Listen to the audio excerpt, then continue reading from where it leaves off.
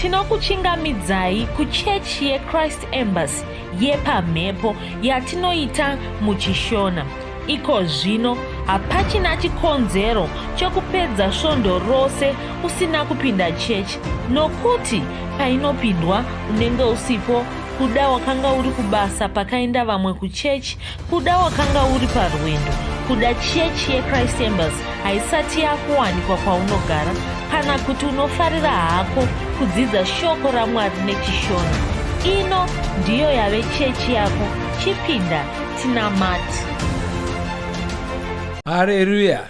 Tinosangana zvekare pamunamato wedu weChrist Embassy watinoita pamhepo muchishona, ndichivimba kuti makava nesvondo rakanaka, uye ndichivimba kuti manga muri kufamba nesu pazvidzidzo zveRhapsody zvatinokutumirai zuva rimwe nerimwe.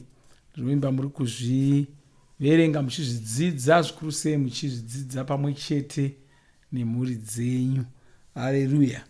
Ndoda kutenda zvikuru mufudzi Kristu nokuda kugara vachitipa mukana iwoyo kuti tisangane pamwe chete tichidzidza shoko raMwari, tichishumirwa naMweya Mutsvene, tichivakwa, tichisimbiswa nokugwinyiswa, mweya yedu ichisimbiswa. Haleluya. Ndoda kuti ndipinde muchidzidzo chedu chanhasi chatinotora zvekare mubhuku reRhapsody. Kwanzi Mwari havasi ivo vakaunza urombo. Ichi chidzidzo chakakosha zvikuru nokuti vanhu vakawanda havanzwisisi ipapo. Vanofunga kuti Mwari ndo vanounza zvinhu zvose zvinoitika pano panyika, zvakashata, zvakanaka. Vanofunga kuti Mwari ndo vanounza zvinhu zvese izvozvo. Asi handizvo zvatinotaridzwa neBhaibheri, handizvo zvatinotaridzwa neshoko raMwari. Mwari ndiMwari vakanaka. Mozva dzimwe nguva vanhu vanokakavara vachida kubudisirana ndima dzokuda kutsigira mafungiro avo.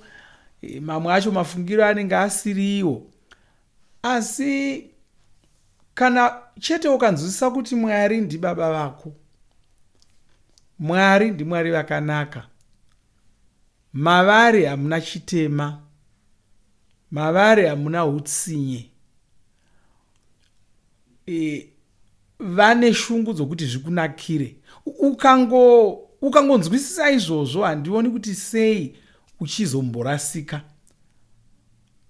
Kana uina baba vanokufarira, uina baba vanokuda, uina mai vanokuda, chimwe chinhu chakashata chikaitika kwauri, hazvigoni kuti ufungire kuti ndivo mai vako ivavo vakuunzira. Unenge uchitori benzi kana wakaita saizvozvo. Uye kana munhu akatotitira zvinhu zvakadaro, ngatimboti uri mai une shungu dzokushandira vana vako, unoda kuti zvinakire vana vako, pakaita mumwe mwana anofunga kuti mai vangu ndo vanditira chinhu chakashata ichi, unogumbuka kuti unofunga kuti namadira andinokuita ndigokuitira zvakadaro, wandifungirei kudaro. Zvinotogumbura zvinhu izvozvo. Handisi kuti sei vamwe vanhu vasingaoniso kuti vasinganzwisisi kuti kana uri kuti Mwari ndo vandiunzira chakashata chakati, uri kutovatuka.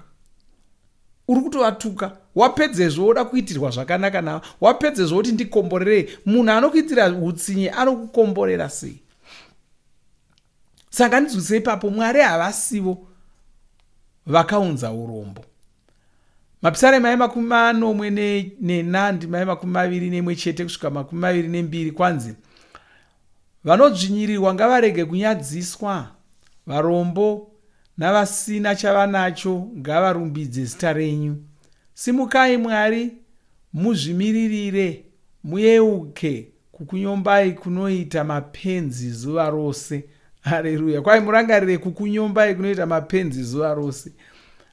Haleluya. Unogona kunge uri kufunga kuti uri kutaura zvinhu zvinomusoro izvo, uri kutonyomba Mwari zuva nezuva. Chingoti Mwari, chirwere ichi ndo vandipa, ndingagodi hangu, nhamo yatazopuwa naMwari pano, gore rino Mwari vatinyima mvura, gore rino Mwari vatisiya tine zhara, Mwari ndo zvavandipa ndogamuchira. Uchingodaro uri kunyomba Mwari zuva rese. Pangwarire ipapo. Kwai mapisarema e49 iyi munamato. Asafu ndiye akanga ari kunyengetera. Akati, ivai nehanya nesungano yenyu, nokuti mweya wokurwisana wazadza nzvimbo dzerima munyika. Vanodzvinyirirwa ngavarege kunyadziswa, varombo navasine chavanacho ngavarumbidze zita renyu. Tinoverenga mashoko aya mundima ye20 kusvikira pa21 yacho. Asafu ane vanhu vairwadza mwoyo wake, ava vanhu vaya vakadzvanyirirwa. Vanhu ava havana mumwe wokutarisa kwaari, vanongotarisa kuna Mwari. Ndivo voga vangatovasungunura, vachivasungunura kuvanhu vane simba. Pane zvakamboitika nguva yakapfuura. Pane misha yakatsva nemoto, misha mhuri zhinji dzakapotsa dzatsvira mumisha iyi. Moto iyi ine vanhu vakanga vaitungidza. Vanhu ava vakanga vaine masimba akawanda, vaitsvaka kuparadza mhuri idzi. Mhuri idzi ndidzo dzakaita sevanhu vari kunyengetererwa naAsafu pano. Ndidzo mhuri dzatinofanira kunyengetererawo isu. Saka tinofanira kunamata, tichinamata zvine shungu, tinozonunura vanhu vanotambudzwa nenzira dzakadai.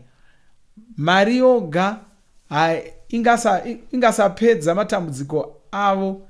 Dzidzo inogona kuvabatsira hayo, asi tinofanira kunyengeterera varombo, tichivakumbirira kuna Mwari, tichishuva kuti Mwari vawedzere nyasha, meso avo avhurike, vaone mikana yekupunduka nayo, vasaramba vari varombo.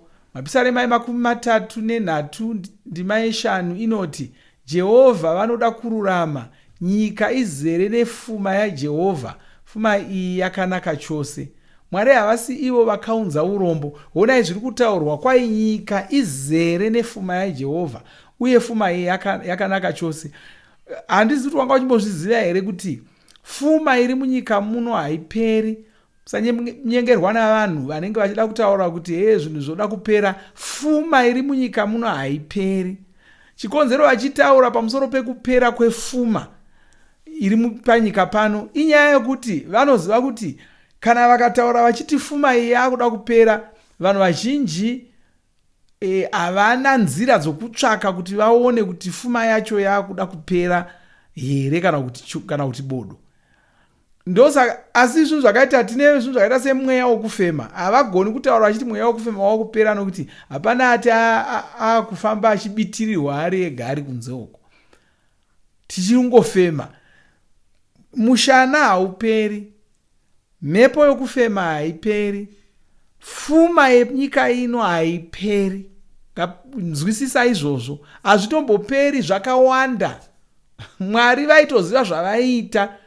Zvino vanhu vavakuda kuona sokuti ndo vakangwara, ndo vanonzwisisa, ndo vanoziva, vavakuda kuronga kuti ngatidai zvinhu zvisapera, kana kuti ngatitapudze vanhu panyika zvinhu zvingapera. Dzatongovawo pfungwa dzavanhu, atongovawo mafungiro avanhu. Mwari harisi benzi, vanonyatsotoziva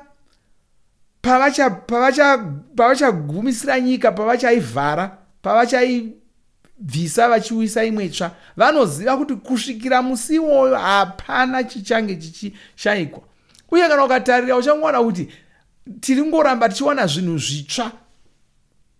Muno muZimbabwe munguva makore akapfuura, takangozomuka rimwe zuva takuzonzi tine diamond ratanga tisingatombozivi kuti ririko. Makore mashoma apfuura takanga takutoudzonzi, takazodzwa zvezvikanzi tine mafuta muno, zvatasingatombozivi kuti zvirimo. Uye makore mashoma akapera takabva tauzonzi lithium yatinayo yakatokosha, ndo yakutomhanyiswa.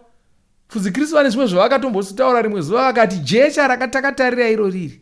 Uchanzwa rimwe zuva zvonzi jecha iri ndo raakutsvakwa zvino. Unozosara asina kupunduka ipapo ndiani? ndoziva hangu kuti vanhu noutsinye hwavo vanenge vakutanga kuisa mutemo wokuti jecha riri pamba pako harisi rako, asi zvizere zviripo. Nyange vakati jecha riri pamba pako harisi rako, asi kana ndichigona kuwana jecha kubva pamba pangu, zvinoreva kuti mumwe nomumwe anofanira kuwana chake wepa, anofanira kuwana, ini ndatora jecha, mugomo wejecha mumba mangu ndofanira kuwanawo chandinowana ipapo, uyowa achiwana chaanowana, kureva kuti ufumi hwakatopiwa kuvanhu vese, hapana anofanira kushayiwa. Fudzi Kristu vane zvimwe zvavanotidzidzisa, vanoti nhamo kushayiwa, nhamo chinhu chinorongwa navanhu. Vanhu ndo vanoronga kuti vamwe vashayiwe zvinhu. Ukanotora izvozvi mari yakaunganidzwa navanhu yavakabata vashoma-shoma, mari iyoyo inokwana vanhu pasi rese. Haleluya. Asi kuti vanhu ndo vanoronga kuti vamwe vatambure, vachironga kuti vamwe vatambure, vachironga kuti vamwe vatambure, vachironga kuti vamwe vatambure. Haleluya. Tine zvakawanda zvatogona kutotaura pamusoro penyaya iyoyi, asi vanhu ndo vanoronga kudaro. Urombo hwevanhu hunobva muvanhu, utsinye hwevanhu ndo hunoita kuti vamwe vanhu vashayiwe. Deno pasina utsinye hapana waishayiwa, deno pasina mwoyo wakaipa hapana waishayiwa. Haleluya. Saka ndo zvatiri kudzidziswa izvozvi. Pfuma yakazara. Kwanzi Jesu vane mashoko avakambotaura, tinoaverenga muna Ruka 4:19 kusvika 10:20. Vakati, mweya waIshe uri pamusoro pangu, nokuti akandizodza kuti ndiparidze nhau dzakanaka kuvarombo, akandituma kune vakatapwa, ndivazivise kuti rusununguko rwavo rwauya, kuti mapofu aone, ndisungunure vakatsikirirwa, ndizivise vanhu gore raShe rakanaka. Ruponeso rungakurumbira munzvimbo, vanhu vanozoshandurwa munzvimbo iyi, varombo vanobva vashandurwawo vachiva vafumi. Saka zvipire kusvitsa ruponeso kwose kwose, ndiko kuti vakawanda vashandurwe. Saka kwanzi paridza ruponeso, paridzira vanhu ruponeso, ndokuti urombo hubve. Haleluya. Vafumi vachaita moyo kwavo, vatungamiriri vachaita moyo kwavo, vagoswadzvanyirira varombo. Munhu wose opunduka owana chaangawana. Haleluya. Munombozviziva here? Kuda musati mambozvifunga saizvozvo. Munombozviziva here kuti vanhu vanoto, kana vachishandirana zviya, vanobhadharana zvinhu mari dzakasiyana. Moziva here kuti munhu mufumi akaenda akanoshanda pane imwe nzvimbo, kuda wangosumuka kuti ataure, anogona kutopiwa zviuru zvamadhora nokungosimuka kwaanenge aita kwenguva shoma iyoyo. Asi murombo akasimuka kwenguva iyoyo anogona kushayiswa, kana kuti anogona kungopiwa mari isingatengi chingwa. Ndo utsinye hwatinenge tichiona ihwohwo, ndo utsinye hwatiri tichiona ihwohwo. Kana zvinhu zvikaenzanisirwa, vanhu vachipiwa zvakada kufanana, nyange zvikasanyanya kufanana asi zvichienderana, hapana anosara ari murombo. Haleluya. Hapana anosara ari murombo. Saka Mwari havasivo vakaunza izvozvo. Mwari vanotova neshungu dzokuti vanhu vafume. Imbofungai kuti Mwari ndo vakaisa kaufumi hwose huri munyika umu, ndo vakahwisa. Vachihwisirei? Vachiisira vanhu. Unofunga herewo kuti Mwari vakati ndarama yandiri kutsveta umu ndoda kuti ingodyiwa naningi chete? Pavakasika nyika, Mwari vakatanga vaisa zvose zvaidiwa, vakatodzvara bindu remichero vasati vaunza Adhamu naEvha. Haleluya. Uye unozviziva here kuti kana pfuma yese yakaiswa mumaoko aAdhamu naEvha, kureva kuti dzinza ravo pfuma iyi yanga ichifanira kungohiwawo nedzinza ravo. vana vese vavanga vachazozvara vaifanira kungorya pfuma iyoyi. Saka mumwe nomumwe katava kutaura nezvenhaka, handiti nhaka baba vanosiyira vana vose nhaka. Imbofungai zvakafanana nababa vanenge vasiya nhaka yavo saizvozvi. Imbofungai kuti baba vofa vosiya nhaka vaine vana vavo 5. Munofunga kuti vanenge vachifunga kuti pano mumwe uchazoshayisa mumwe here ipapo? Vanenge vachingofunga kuti vana vangu vachasara vagere vachirya. Pakazoita unoshayiwa, kazhinji kacho inyaya yekuti wazodzvanyirirwa navamwe. Kuda muonoti kuda vagovana mumwe akasagona kushandisa pfuma yacho nomazvo, hongu zvinoitika. Asi zvekare Mwari havasiwo vaita kuti iye aite utununu hwokusashandisa pfuma iyoyo nomazvo. Havasi Mwari. Mwari vadi vapa, vati izvi ndezvenyu, idyai. Pakazoitawo rimwe benzi rakaita somwanakomana akarasika, akaenda akanoparadza pfuma yake, akadzoka murombo. Baba vake havasiwo vakamuita murombo, iye ndiye akanozviita murombo. Haleluya! Iye ndiye akanozviita murombo. Saka Mwari havasiwo. Saka kana ukashayiwa chinhu, ukawanikwa usina zvinhu zvakakukwanira, usafunga kuti Mwari ndo vazviunza. Satani ndiye anenge aita izvozvo. Tiramba uchingotenda Mwari kuti Mwari ndinokutendai nokuda kwokundifumisa. Uchiramba nhema dzasatani nemabasa ose asatani. Haleluya! Ndoda kuti tinamate munamato uyu. Iti ndiripo kushandura nyika ino. Ndiripo kuunza rudo rwaMwari panyika. Ndichitaridza vanhu kuti Mwari vane hanya navo. Saka ndinozorodza vanoshayiwa. Ndinovapa tariro muupenyu. Ndinonyengeterera vaya vari kudzvanyirirwa. Ngavagamuchire chiedza cheruponeso. Ngavararame upenyu hwavakarongerwa naMwari. Vagodzivirirwa vachiwana zvavanoshuva muzita raJesu. Amen. Ngatingonamata tichitenda Mwari pamusoro pekunaka kwavo. Baba, tinokutendai. Balezo drakia malas droma jigibala sonte. Lebro kadrakia biozi akala bonde. Kazilia krata mirota majiga branga. Baba, tinokutendai, tokurumbidzai. Topambiri kwamuri Mwari. Tinokutendai nokuti ndimi makatiunzira pfuma yakawanda isingagoni kupedzwa nomunhu. Tinokutendai nokuti nyika ino izere pfuma yenyu, uye pfuma yenyu yakanakisisa. Nezita ramambo Jesu tinonyengeterera vese vakadzvanyirirwa vari kushayiswa pfuma iyoyo. Tunamata kuti vasungunurwe muzita ramambo Jesu, vagone kuwana pfuma iyoyo, vagone kuidyawo, vagone kunakirwa nayo muzita ramambo Jesu. Nokutendai nokuda kwomunomu vari kunamata neni. Nezita raJesu havana chavanoshayiwa mudzimba dzavo, muupenyu hwavo, mabasa avo anobudirira. Vanowana punduso mune zvose zvavanoita nezita ramambo Jesu. Baba, ndinokutendai ndichinyengeterera vasiri kunzwa zvakanaka. Chirayira zvirwere kuti zvibude muviri yavo. Chirayira kuti vaporeswe muzita ramambo Jesu. Ndinokutendai. Haleluya. Amen. Haleluya. Zvakanaka. Mwari vakuropafadzei. Ngatisanganizve kare musvondo rinouya tichidzidza shoko raMwari saizvozvi, tinamata pamwe chete. Haleluya. Amen.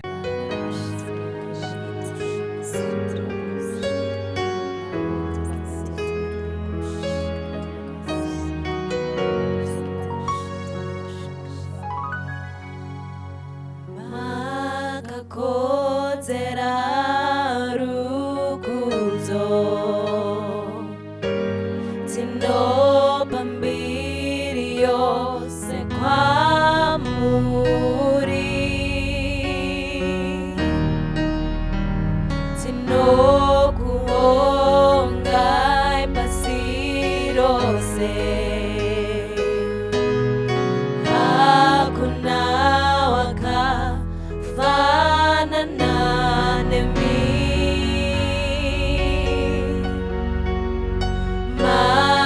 'Cause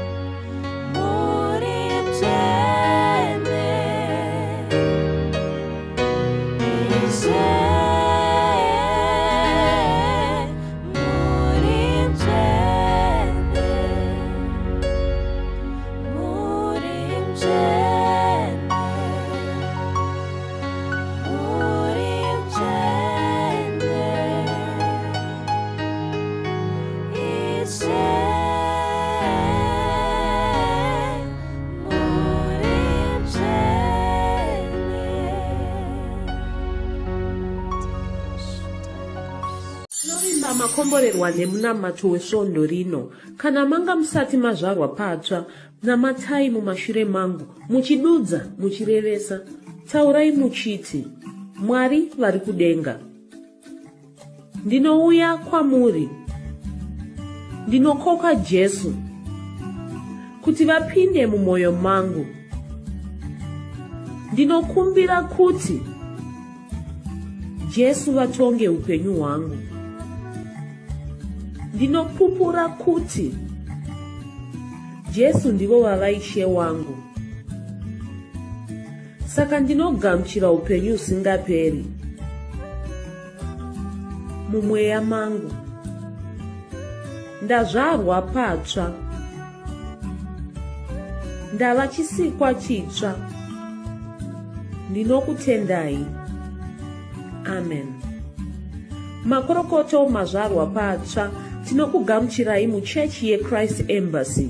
Titumirei zita renyu nekwamunogara. Munogona kutumira iri SMS kana WhatsApp pa 0772 215 kana kutuma tsamba pa shona@gmail.com. Muchida kupa mpiro yenyu neEcocash, rovai namba *151*2*5*58225 motevera zvinenge zviri kutaurwa neEcocash ipapo. Kana muine nhare dzemazuva ano, munogona kushandisa KingsPay kupa mpiro yenyu. Shandisai kodhi inoti TNIOG nemavara makuru. Tinoda kukuzivisai zvinotevera. Tinokurudzira kuti musadarikwe nezvidzidzo zveRhapsody. Zvidzidzei kuti shoko riwande mamuri, mugone kumirisana nezvinhu zvinonetsa muupenyu.